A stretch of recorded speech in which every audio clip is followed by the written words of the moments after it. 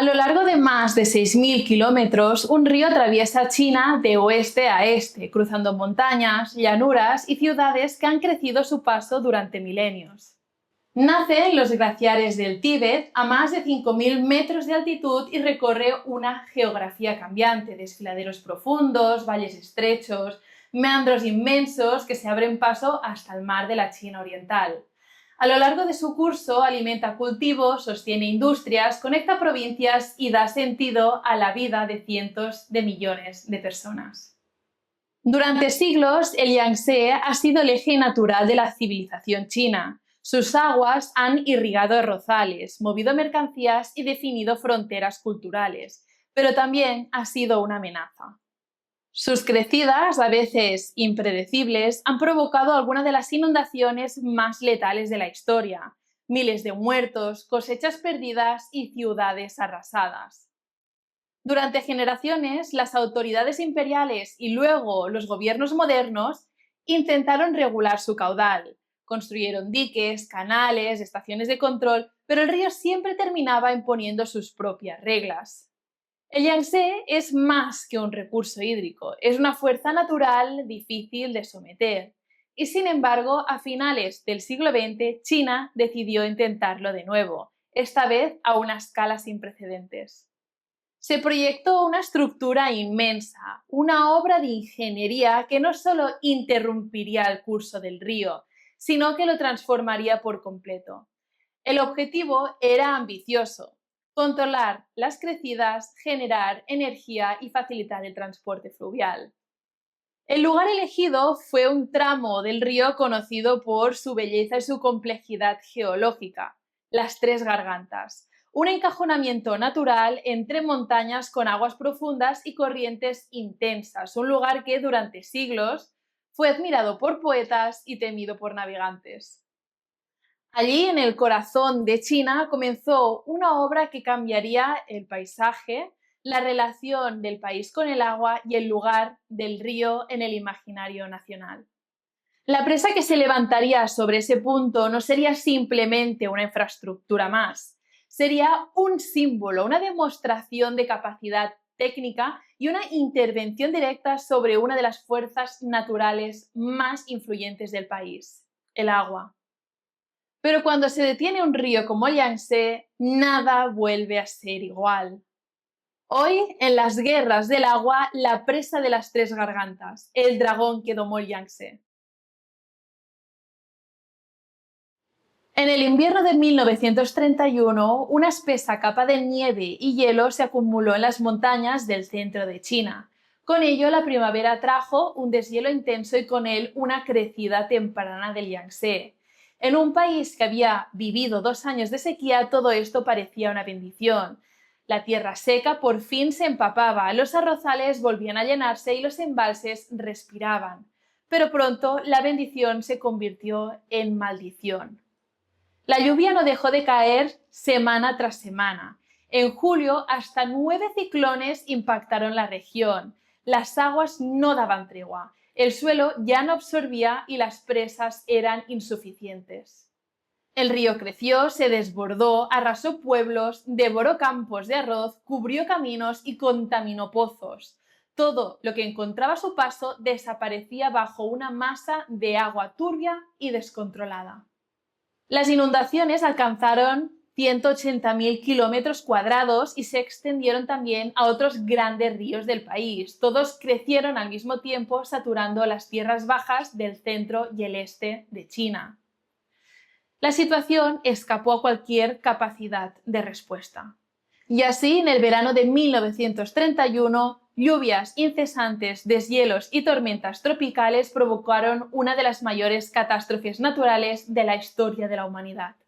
Se estima que unas 150.000 personas murieron durante los primeros meses ahogadas o arrastradas por la corriente, pero las consecuencias fueron aún más devastadoras. Las hambrunas, las epidemias y la falta de agua potable elevaron el número de víctimas a cientos de miles. Fue uno de los peores desastres naturales del siglo XX y una herida colectiva que marcaría la relación de China con sus ríos durante generaciones. Cada crecida era una tragedia, cada intento de contenerlo un acto de desesperación, pero también de ambición. El Yangtze, con toda su violencia y su promesa, había empezado a despertar algo más que miedo, había empezado a inspirar proyectos. Ya en 1919, Sun Yat-sen, visionario de la China moderna y fundador de la República, soñó con levantar un dique en el estrecho de las Tres Gargantas. Imaginaba una estructura que no solo contuviera el agua, sino que la transformara en electricidad. Una presa que generara una potencia colosal y llevara desarrollo a las regiones más aisladas del país. Era una visión adelantada a su tiempo. En una China fragmentada, rural y sin infraestructura moderna, imaginar una obra de tal magnitud era casi impensable. Pero Sun Yat-sen la puso por escrito. No como una promesa inmediata, sino como una idea a futuro, como parte de una visión nacional. En 1932, el gobierno nacionalista de Chiang Kai-shek retomó el plan y dio los primeros pasos. Se encargaron estudios técnicos preliminares, se realizaron las primeras exploraciones del terreno en las Tres Gargantas y se consultó a ingenieros internacionales. Incluso se identificaron posibles emplazamientos para una futura presa. Pero China no tuvo tiempo. Aquel impulso quedó sepultado por los acontecimientos que tuvieron lugar. Primero, la guerra civil entre nacionalistas y comunistas. Después, la invasión japonesa que devastó buena parte del país y finalmente la Segunda Guerra Mundial, que dejó atrás una China empobrecida, dividida y agotada. Durante décadas la idea permaneció en segundo plano, pero no desapareció del todo. Dormía en archivos técnicos, en mapas de ingenieros, en discursos inconclusos. Pero en el fondo muchos sabían que tarde o temprano China volvería a mirar hacia el Yangtze y que volvería a intentarlo. Y así es como décadas después Mao Zedong retomó aquel viejo anhelo. En 1956 escribió un poema titulado Domar el río. Más que una metáfora, era una declaración de intenciones. Para Mao, someter el Yangtze no era solo una cuestión de seguridad, ni siquiera de infraestructura. Era una afirmación política, un acto de poder, una forma de demostrar que el hombre podía imponerse sobre la naturaleza y que China podía por fin controlar su destino y sus aguas. Durante los años siguientes el proyecto fue y vino entre planos, discursos y cálculos. El país atravesaba cambios profundos, revoluciones culturales, crisis internas y aislamiento del exterior. No era el momento, pero la idea seguía allí, suspendida, latente. Años más tarde, con Deng Xiaoping y las reformas económicas, el proyecto revivió. La apertura al mundo, el crecimiento acelerado, el aumento de la demanda energética y la obsesión por la modernización reactivaron el viejo sueño de construir la presa. Así es como en 1992 el Parlamento chino dio luz verde a la presa de las Tres Gargantas. Fue la votación más dividida en la historia reciente del país. Incluso dentro del Partido Comunista había dudas sobre el coste, los impactos, las consecuencias, pero finalmente el sí se impuso y entonces comenzó la obra. En 1994 el río fue desviado, una intervención monumental, milimétrica, que marcaría el inicio de una transformación sin vuelta atrás. Miles de obreros trabajaron día y noche durante más de 15 años. Camiones, grúas, explosiones, hormigón, acero, excavaciones. La presa creció hasta alcanzar 185 metros de altura y más de 2 kilómetros de longitud. Un muro de hormigón capaz de contener miles de millones de metros cúbicos de agua. Participaron empresas extranjeras, se construyeron esclusas para permitir la navegación de grandes embarcaciones a través de los diferentes niveles del embalse. Se diseñó un elevador de barcos capaz de subir buques de hasta 3.000 toneladas, una hazaña técnica que sorprendió incluso a los ingenieros europeos, y se instalaron 32 turbinas gigantes, cada una del tamaño de un edificio de varios pisos, cada una alimentada por el impulso del río más poderoso de China, cada una convertida en el corazón de un imperio hidráulico. Pero lo que el agua da, también lo quita. Más de 1,3 millones de personas fueron obligadas a marcharse. Dejaron atrás sus casas, sus calles, sus templos, sus tumbas. No era una migración voluntaria, era una reubicación masiva y obligatoria. El nivel del agua subía centímetro a centímetro y con él se hundía una forma de vida. 19 ciudades, 322 pueblos y 630 kilómetros cuadrados de terreno quedarían bajo el agua. Calles enteras, escuelas, estaciones de tren, mercados, cosechas, cementerios, todo fue demolido, desmontonado o simplemente abandonado. Algunos recibieron compensaciones, otros nada. Muchos fueron enviados a tierras más altas donde el suelo era pobre y la agricultura casi imposible. Las casas nuevas eran pequeñas, impersonales, las conexiones con el resto del país escasas, los empleos insuficientes. Las comunidades quedaron fragmentadas, pero el impacto no fue solo humano. Con estas inundaciones también desaparecieron los vestigios del pasado. Más de 1.300 sitios arqueológicos quedaron sumergidos. Herramientas del Paleolítico, asentamientos neolíticos, tumbas aristocráticas y reliquias de las dinastías Ming y Qing. Restos que contaban la historia de la región, de la civilización y de las primeras formas de asentamiento junto al río. Se intentó salvar lo que se pudo, templos trasladados piedra a piedra, inscripciones arrancadas de las rocas y recolocadas en museos. Se organizaron misiones arqueológicas contra el reloj, excavaciones de emergencia y planes de documentación acelerada. Pero algunos restos quedaron donde estaban y simplemente desaparecieron. Bajo las aguas de la presa no solo quedó enterrado el paisaje, también quedaron sumergidas memorias, símbolos y vínculos que habían unido durante generaciones a las comunidades del Yangtze con su entorno. El río, ahora domesticado, ya no canta como antes. El flujo constante ha sido sustituido por el control, por compuertas, por horarios y por cálculo. El Baji, el delfín del Yangtze, está extinto, una criatura ancestral, ciega, adaptada al río más turbio del mundo. Vivió allí durante millones de años y desapareció en apenas unas décadas. La presa no fue la única causa, pero sí el golpe final. Las orillas pierden sedimentos y con ello el delta retrocede. El agua, al ser contenida, ya no arrastra con fuerza los nutrientes hacia el mar. El equilibrio natural del Yangtze se ha visto interrumpido y el mar avanza sobre la tierra.